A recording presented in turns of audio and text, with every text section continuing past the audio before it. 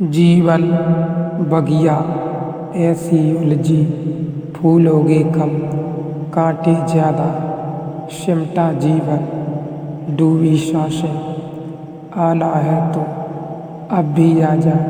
यदि आपने अभी तक अंतिम अध्याय नहीं देखा है तो कृपया करके अंतिम अध्याय देखें एवं सुख दुख के परिप्रेक्ष्य, सुख दुख का स्वरूप, सुख दुख हमें कैसे बांधता है, सुख दुख हमें कैसे बंधन में डालता है, उसके बाद वस्तुओं के प्रति रुचि और अरुचि, प्रीति और अप्रीति करता है।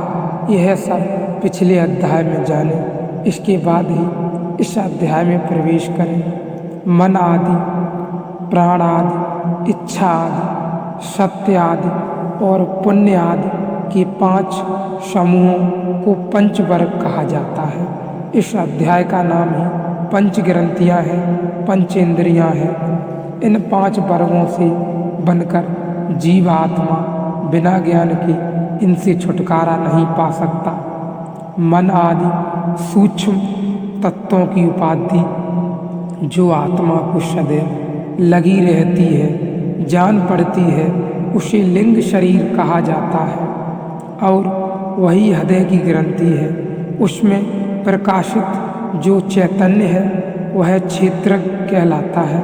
मनुष्य का बंधन मनुष्य के बाहर नहीं है, उसका कारागृह आंतरिक है, उसके ही हाथों निर्मित है, उसके अपने ही भीतर है। ऐसा लगता है कि हम बाहर जीते हैं, ऐसा लगता है कि बाहर सुख है, दुख है, ऐसा लगता है बाहर उपलब्धि है, पराजय है, जीत है, सफलता है, असफलता है।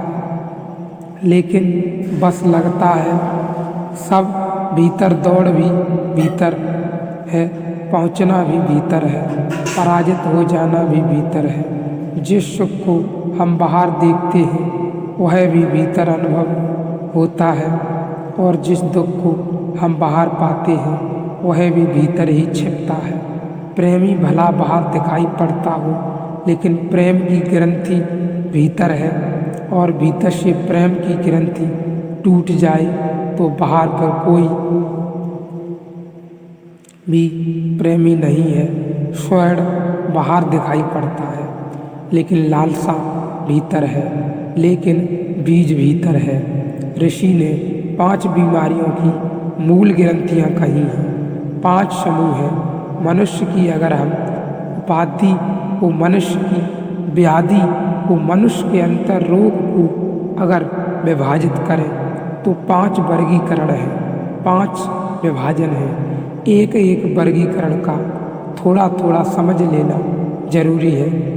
पहला वर्गीकरण, एक एक वर्गीकरण का थोड़ा थोड़ा समझ लेना जरूरी है। मन आदि, मन और मन से संबंधित सारा विस्तार मन को ग्रंथि कह रहा है। एक रोग, एक बीमारी क्यों?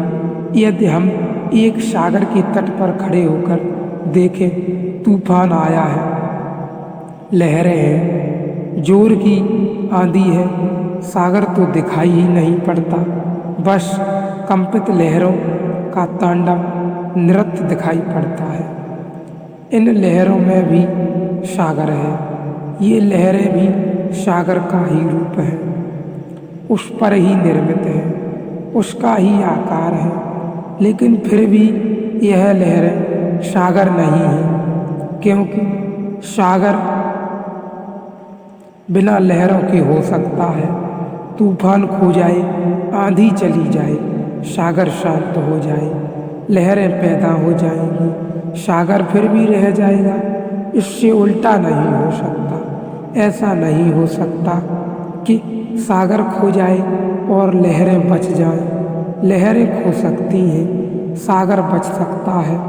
सागर के बचने में लहरों के खोने से कोई बाधा नहीं पड़ती, लेकिन सागर खो जाए तो लहरें नहीं बच सकती। इसलिए सागर मूल है, लहरें आती हैं और जाती हैं। ठीक है, ऐसा ही समझें। मनुष्य की चेतना सागर है और मन उस पर उठी हुई लहरें हैं, आकृतियां हैं, स्मृतियां हैं। इसीलिए कल मैंने आपसे कहा, शांत मन जैसी कोई चीज नहीं होती। शांत तूफान कभी देखा है क्या आपने? शांत तूफान कहने में कोई अर्थ ही नहीं रह जाता, क्योंकि है तूफान ही नहीं रह जाता।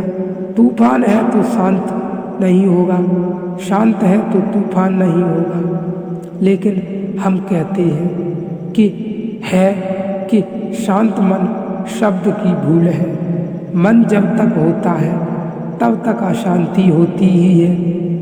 अशांति का नाम ही मन है।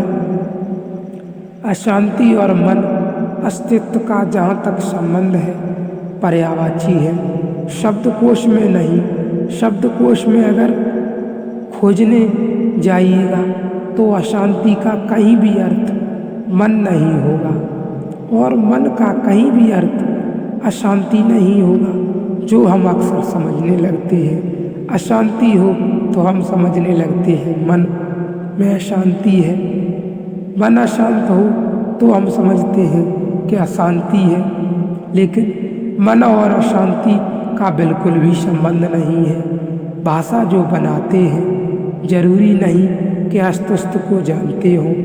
अस्तित्व को जानते हैं जो वे कहते हैं कि भाषा में कुछ कहना मुश्किल है, इसलिए भाषा बनाते नहीं हैं। अस्तित्व का अनुभव तो यह है कि जहाँ अशांति है वहीं मन है, मन यानी अशांति। इसलिए शांत मन शब्द बिल्कुल ही विरोधाभासी है, हो ही नहीं सकता है। जैसे कोई स्वस्थ बीमार नहीं होता या कोई स्वस्थ बीमारी नहीं होती, और जैसे कोई शांत तूफान नहीं होता, ऐसे ही कोई शांत मन भी नहीं होता। बीमार स्वस्थ हो सकता है, ध्यान रहे, बीमारी स्वस्थ नहीं हो सकती। बीमार स्वस्थ हो सकता है क्योंकि बीमारी नहीं है, उस पर आई हुई चीज है, आई गई हो सकती है। यह भी बड़े मजे की बात है कि बीमार बिना बीमारी के हो सकता है, लेकिन बीमारी बिना बीमार के नहीं हो सकती। मन के बिना चेतना हो सकती है, लेकिन मन चेतना के बिना नहीं हो सकता।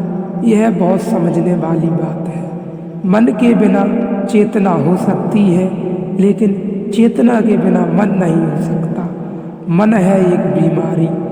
ऋषि इसको एक ग्रंथि, एक बंधन, एक रोग, एक उपाधि मानकर चलते हैं। मन एक बीमारी है। मन है चेतना की वह व्यवस्था जिसे हम कहें विक्षुब्ध, विक्षिप्त, चंचल, लहरों से भरी, तेज व शांति उपलब्ध होती है तो मन खो जाता है।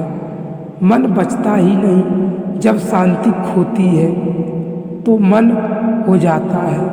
अगर इसको और गौर से समझें तो इसे ग्रंथि कहने का कारण है, और गौर से समझने का यही है, जब शांति खोती है तो मन होता है, और जब मन खो जाता है तो शांति बचती ही नहीं है।